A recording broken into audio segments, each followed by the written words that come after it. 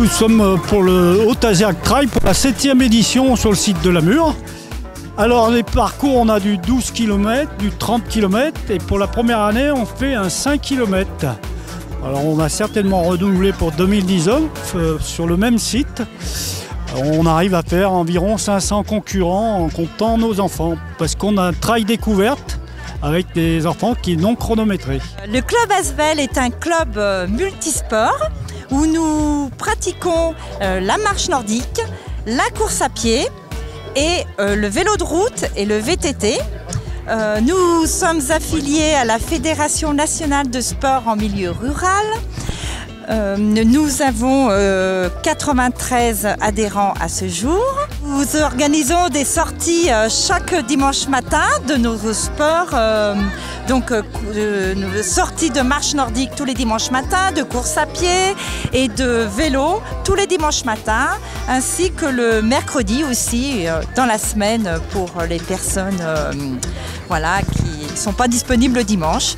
Nous sommes une bonne équipe de bénévoles pour organiser nos événements, tous ces bénévoles que je remercie beaucoup.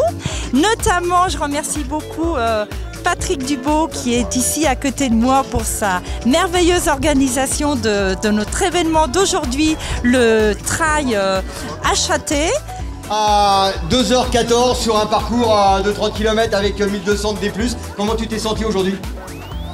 Honnêtement, je savais pas trop parce que j'avais un peu arrêté l'entraînement et après fin août, du coup c'était un peu l'inconnu et c'était génial, j'avais des super sensations. Au début j'ai couru avec Nico, avec qui on se tire la bourre, souvent sur les courses locales, donc c'était sympa.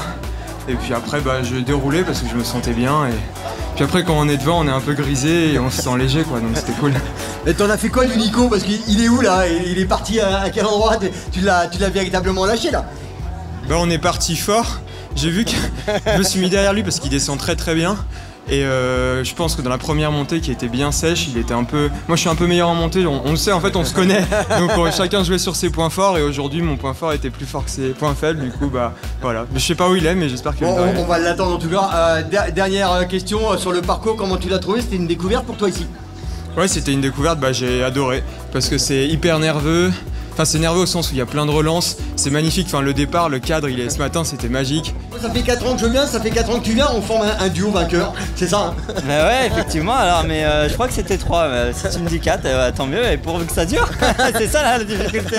Donc rendez-vous l'année prochaine pour une 5e. Eh ben si je peux, avec plaisir, sur le 30 ou sur le 12, ça dépend de mes objectifs. Là je prépare le marathon de New York, donc j'ai fait une grosse semaine.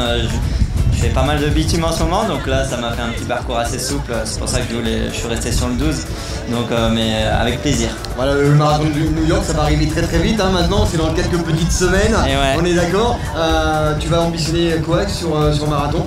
Non, c'est mon premier, j'ai eu l'opportunité d'aller là-bas, d'être invité, du coup j'ai vraiment pour découvrir et je pense pas faire un chrono parce que d'une je pars pas devant et le marathon de New York est réputé quand même assez difficile, ouais. Donc autour de 2h30, autour de 2h30 ça serait déjà une belle perte.